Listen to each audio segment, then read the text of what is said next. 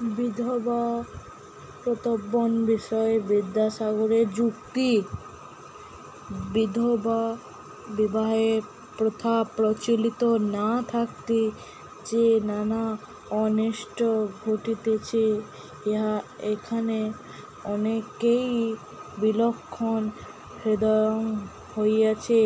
অনেকেই স্ব স্ব বিধবা কন্যা, ভগিনী প্রভৃতির পুনর্বার বিবাহ দিতে উদ্যত আছেন।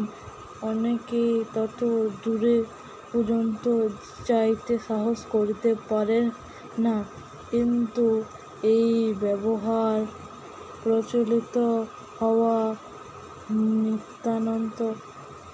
নিতান্ত আবশ্যক হইয়া উঠিয়াছে, ইহা স্বীকার করিয়া থাকেন। বিধবা বিবাহকে অকর্তব্য কর্ম বলে কোন ক্রমশই শাস্ত্রসম্মত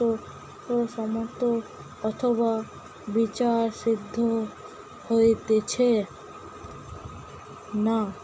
অতএব কলিযুগে বিধবা বিবাহ যে সর্বপ্রকারেই কর্তব্য কর্ম, সেই বিষয়ে আর কোন সংশয় অথবা আপত্তি হইতে পারে না।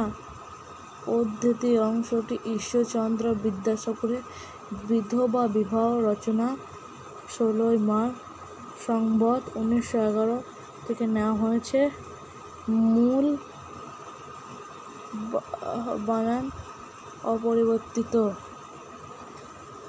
নমস্কার।